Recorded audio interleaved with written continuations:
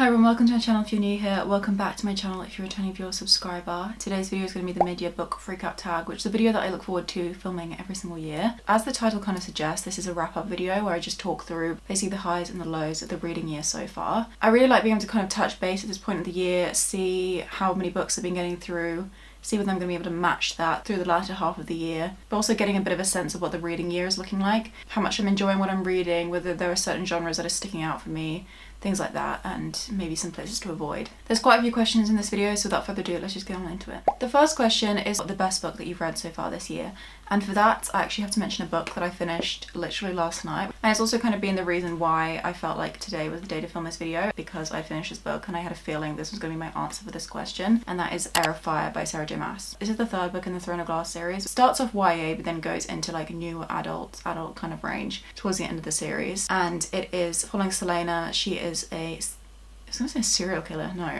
an assassin, but the story just goes in so many different directions. Honestly, what really stands out about this book series is its heart, but also the plot twists and turns that you just face along the way, which therefore means that I recommend you go into this series completely blind if you haven't been spoiled already, because this is a very beloved series. It's been out for many years. I will talk about this book fully in my wrap up for June, but I cried through majority of it. There were so many sad moments. I was tearing up constantly. I said to someone this morning actually that like I've cried more at some books, but I've never teared up so often at one. This is the award for this book, the book that made me emotional. I've actually had a surprising number of 5-star reads this year. Usually I get 1 or 2 from each year. In the first 6 months of 2024 I've had quite a few, but still Heir was the one that really stood out to me. Next question is for the best sequel you've read so far this year, and for that I would have to say Finale by Stephanie Garber. I love the Caraval series. There's the third book in it and I've just had the best time with it. It's the perfect YA series, so solid, so good. Books 1 and 2 were 4-star reads for me, and then this one was a 4.5. I'd actually had some mixed things about this, but when I picked it up it just truly was everything and I loved every single second of it. The characters are great, the storyline gets really interesting. There's so many things I didn't expect to see from this book. If you're looking for a really great YA fantasy series,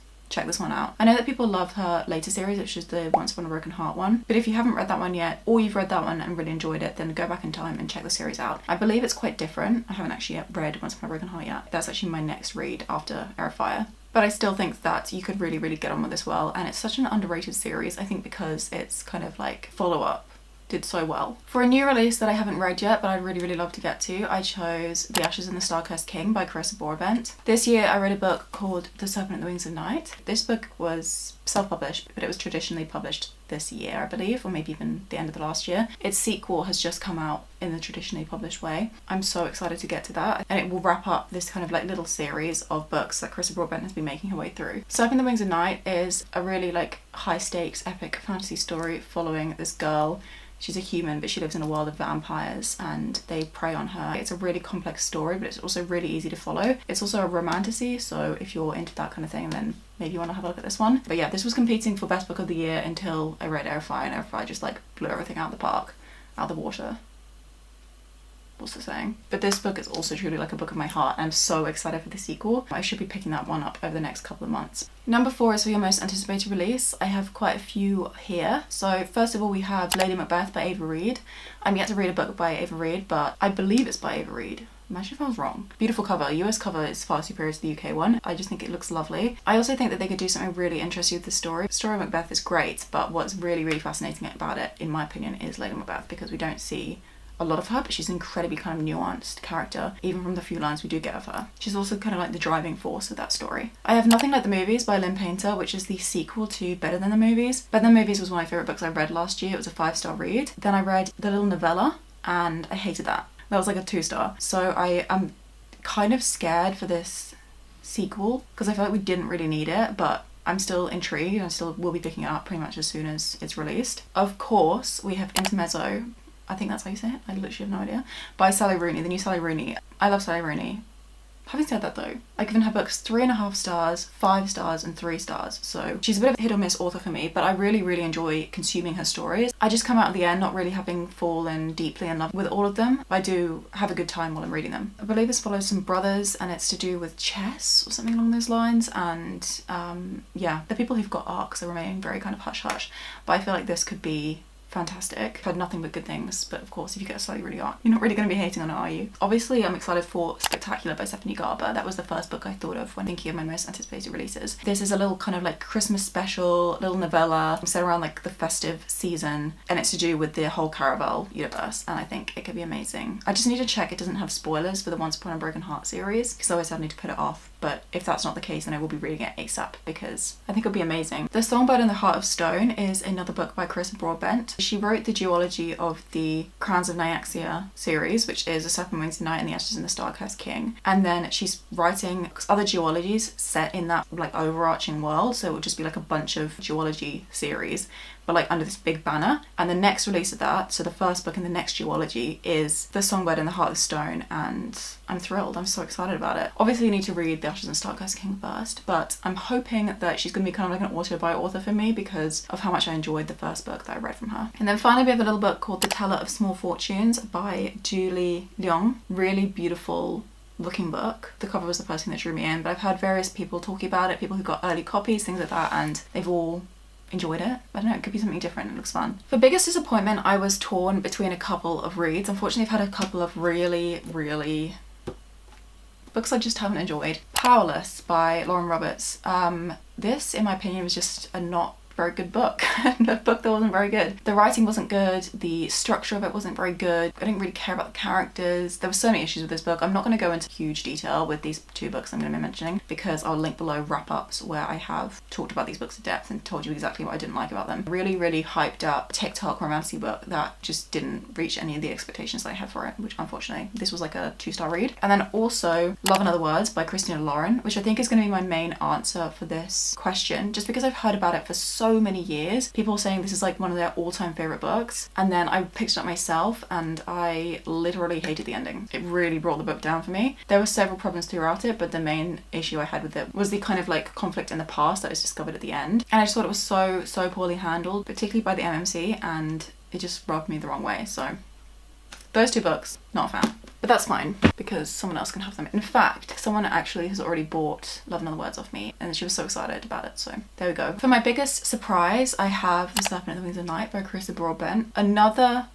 hyped up TikTok romancy book that I read after Powerless. I got to this one and I was like, I don't know how I'm gonna feel, but could be good, it could go either way. I picked it up and I literally fell in love with it. This is everything, and it really surprised me in terms of how much I enjoyed it because it was just like a really high confirmed 5-star read. For a new favorite author, I'm gonna say Deborah Levy. Last year I mentioned her as one of my favorite authors for this very same question, but this year I've read much more of her work and I've kind of been able to confirm that because I read 2 of her titles this year and only 1 last year. So last year I read the first book in her Living autobiography series, Things I Don't Want to Know. This year I read August Blue, and then another one in the Living autobiography series, the second book, The Cost of Living. I really like Deborah Levy's writing style. I really like how kind of sparse it is, but also she's so intentional with her words. They feel descriptive even though they're very short little pieces of work. I love her non-fiction, I love her fiction. It definitely feels like her. She's got a really strong kind of like narrative voice. I really love kind of sprinkling one of these in every so often, and I'm definitely interested in reading the final installment in this series, but also much more of her fiction over the coming years. Next question is your newest fictional crush. Obviously we have Julian Santos from the Caraval series, Love My Life. I mentioned him last year for this question, so it doesn't really count, but I definitely have like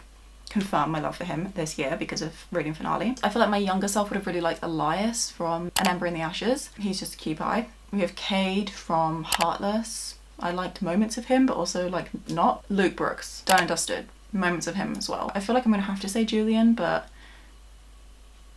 I don't really have an answer to this question. Some of these characters are really attractive for the people in the books who like them, but for me personally, not really my kind of thing. But recently I will admit that Rowan from Throne of Glass has been like growing on me, and I feel like by the end of that series I could really have a crush on him. Linking on from that, newest favourite character, Selena from Throne of Glass series. I just love her. I loved her when I first read her in The Assassin's Blade many years ago, 2019 or something. Love her even more now. I just feel like we explore so much more of her character. One thing I will say is that I feel like across Heir of Fire, because she was training a lot, it kind of dropped off a little bit on her like assassin skills, but we might get a lot more of that in Queen of Shadows, the next book, where she's kind of setting out on her own. Okay, next up we have a book that made you cry. I've got several of these that I'll run through and then I'll tell you my like overall final answer. Getting Lost by Annie Ernaux. This is non-fiction and kind of diary entries following an affair, and Annie is just in a really bad place in her life, as well as the subject matter, because like an affair is just not an enjoyable thing. Anyways, I sobbed in Love and Other Words. We found out what happened in the past and it was devastating. It was really, really difficult to read. I cried so much with that one. Acts of Desperation by Megan Nolan was a book that I read, really, really loved. That was a 4-star read. We've got a girlie, she's dealing with some sort of undiagnosed mental health issue and she is really struggling, and it's really, really hard to read about. Also related to quite a few lines in that book. Serpent of the Wings of Night, she's back again. Yeah, the end of this book,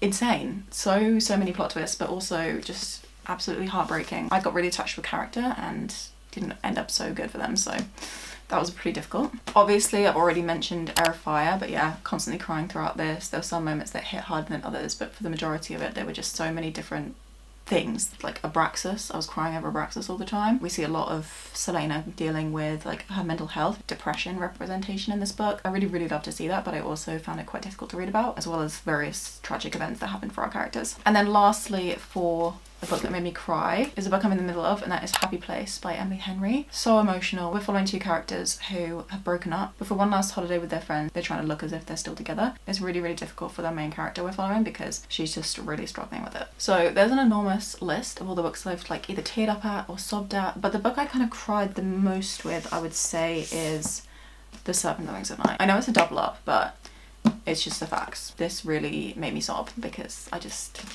I was too attached to the characters. For a book that made me happy, I've got 3 answers. We've got Legend of the Lattes by Travis Baldry. It might have actually been my first read of the year, but it was also a 5-star read. It was such a good way to start off the year. Beautiful, like, cozy fantasy story following an orc as she starts a coffee shop, and I was just smiling. Feel good, wholesome vibes the whole way through. Mr. Wrong Number by Lynn Painter was hilarious. It was about these 2 characters. They were flatmates, but they were also texting each other, but they didn't know each other's identities over the text. There was lots of like flirting in it. It was like really banterous and whatever. So many things went wrong for the main character. I was crying with laughter. Finally, we have another book that I really kind of like was laughing over, and that is Submarine by Jo Dunthorne. Most of the tabs, as you will see here, are orange, which means they're my funny tabs. A really, really quirky, gentle-hearted, like little coming-of-age story. And yeah, really clever writing in this one. My favourite book to movie adaptation that I've seen so far this year. Wow, okay. I've collected together all the films that were based on books that I've watched this year. Some of these I haven't read the book of, but I just wanted to tell you kind of how I felt about the film. First up was Murder is Easy 2023. This is a like Agatha Christie adaptation. I think it's from a Marple actually. It was terrible. I gave it like 1 star, 2 stars, I don't know. Really didn't like it, didn't like the colouring, didn't like anything about that, so that's definitely not the winner. I really love Agatha Christie stories, and I love the original adaptations of the Poirot and the Marple stories, but the things we've been getting more recently, I haven't really loved, with some exceptions. Evil Under the Sun 1982 is another Agatha Christie adaptation. I love the version with David Suchet, but this was the one with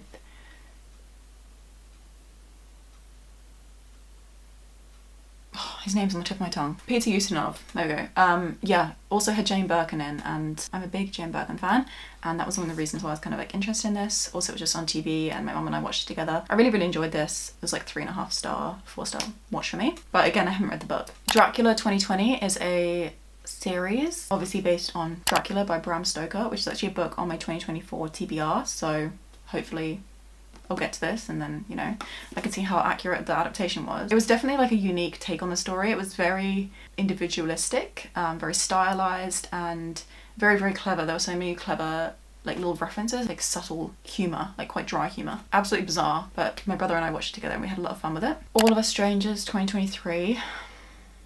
I watched this with one of my favourite people, and we both had our hearts broken in the cinema. She was sobbing by the end. I was also on the verge of it.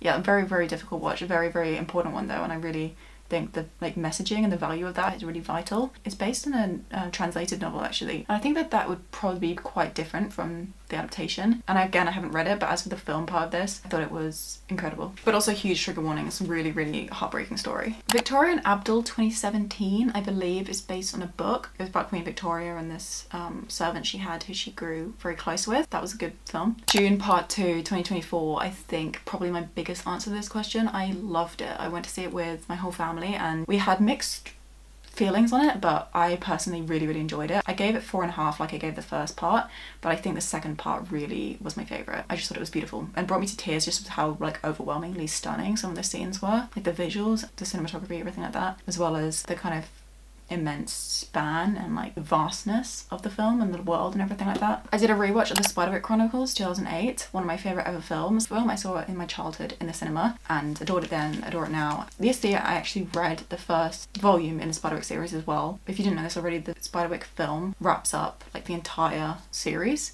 into one film. So I read the first out of like I think 5 installments in this. Definitely need to get to the rest, but I really had a good time with this and I could see that the adaptation was a really, really loyal one. I'm not sure yet how the TV show is. I'm scared to go into that seeing as I'm such a diehard fan of the film. The Godfather 1972. Finally watched this for the first time. Iconic and also based on a book, but again I haven't read the book. Days 6 2023, obviously based on the Taylor Jenkins Reid book. Yeah, big fan of this. Show was good. The last episode was really disappointing for me, but I watched it with my brother's fiance. Had such a good time like breaking down the episodes like before and after watching each one. I think that was my favourite part of it, like beyond the series, which is like having these really intense chats with her about it, like getting really kind of philosophical and introspective. The Hunger Games, The Ballad of Songbirds and Snakes 2023. 3-star book, 3-star film, maybe a 3.5-star film. I wasn't obsessed with this. I just feel like it was too long and dragged a bit, but I didn't like the film for different reasons. I did think it was quite a good adaptation though, so if you're a big fan of this, then I would recommend the film, and if you're a big fan of the film, then I recommend the book. And then finally, The Canterville Ghost 2023, based on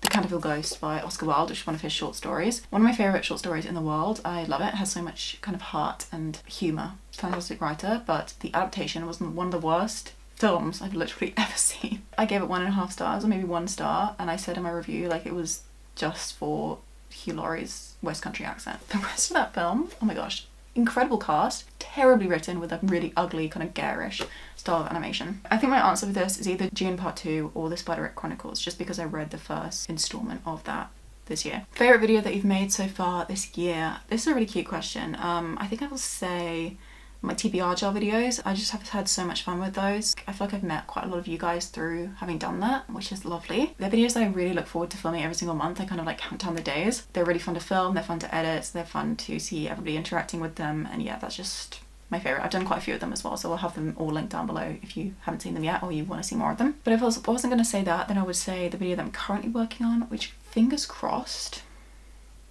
this could be wrong, but like fingers crossed, it will be the next video that I post, because I'm really, really working hard on it, and I don't know, that would be the dream. I have a lot of editing to do, and I also have some more clips I want to get before I can even begin editing. But yeah, that will be my kind of like my magnum opus for 2024, if you will, and probably a video won't top that for a little while, but you'll have to wait and see what that is. Penultimate question is the most beautiful book you've bought so far this year. I bought a lot of books, as per usual, but I've also bought some beautiful books, so I'm excited to share them with you. Okay, you're probably getting sick of it, but I believe it's the last time I'm going to be mentioning it. Serpent in the Wings Tonight. Bought this right at the beginning of the year. Beautiful cover, obviously, but the reason why I wanted to share this with you is because under the dust jacket, like, look how incredible this is. Wow, I love when they do stuff like this. There's also this fun logo on the first page there. Frankenstein by Mary Shelley, this incredible edition of it that I actually got in TK Maxx for like no money at all because it didn't have a price label, so the lady behind the till just like assigned a random one to it, which means I paid £7 for this masterpiece when it's worth over 20. Everybody's favourite cover, The Cost of Living by Deborah Levy. People just love the still from the Jean-Luc Godard film there, Vivre sa vie. Passion Simple by Annie Ernaux, Gallimard edition.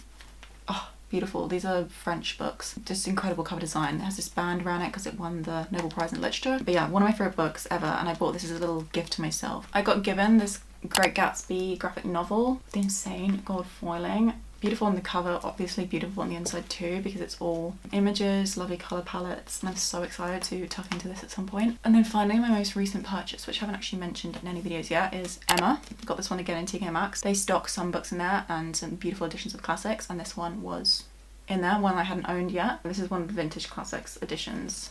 Gorgeous. The end papers as well. But yeah, Frankenstein's probably the winner there, I think. Maybe it's up to you. You can decide. Books to read before the end of the year. So many books I want to read, so many books I want to get to. Obviously, we have my 2024 TBR. I'm not going to mention any of the books on that, but if you're interested to see what those books were, I'll have it linked in the cards and down below. Also, my summer TBR, same deal with that. There's so many books I've just told you, maybe it was my last video even, that I would love to read. Books I'm going to show you in person are ones that I have been reading for a long time, I just haven't finished yet. If I go into 2025 with these still on my currently reading list on Goodreads, we're going to be having a problem. Yeah, let's go in order of when I started them. Crescent City, House of Sky and Breath, second Crescent City novel. Love Sarah J. Maas, love Akatar, love Throne of Glass. don't love this series, slogging through this basically. We're playing a game of how many Sarah J Maas books can I get through before I finish this one by her. We're not doing that, but that is what it feels like. I mean, I've read like the entire Throne of Glass series before I finished this book. I'm about halfway. I like parts of it, don't love it. It's like a middle of the road. But yeah, I'm hoping to just like plod through this as I go throughout the year and get it done before the end of it. Anna Karenina, another big book, but one that I have more hope for because I am just like picking this up here and there. I am really enjoying my time with this, but I'm actually filming a one book focused reading vlog on this. So you have to wait for that to see exactly how I feel. Over 200 pages in this 900 page book. I'll be sure to get to that before the end of the year. And then another book that I have quite good chances of getting through, but I just need to like keep at it, is I Used to Be Charming, the Rest of Eve Babbitt's by Eve Babbitt. A bunch of little essays and one actually little novella or novel. I just kind of pick this up here and there, get through a couple of them at a time. I'm enjoying this, but I just need to remind myself that I'm in the middle of it because otherwise I forget it. There you have it, the mid-year book freakout tag. My voice is like almost gone. But yeah, I hope you enjoyed the video. I hope you like seeing what I've been up to this year. I haven't actually told you. As of this point, I've read 30 books. My goal was just 24 because I just said it at the year, but obviously we surpassed that. Hopefully, well, we're not halfway through the year yet. By the time we are, I think it's the 2nd of July. We should have read like at least kind of like 62 books maybe by the end of the year if we keep going at the pace we are currently going at. 30's great. 30's great for 6 months into the year. And I'm not going to put any pressure on myself to get through a lot of books, but I would love to read some more of my physical TBR. Thank you so much for watching. If you enjoyed the video, give it a thumbs up. Let me know that you did. Subscribe down below if you'd like to stick around and see me get to the books that I'm hoping to get to and see how the latter half of the year is looking like. I'll link below previous ones of these videos if you're interested in that. And without further ado, I'll leave you in peace and I'll see you very soon in a couple of days for another video. Bye bye.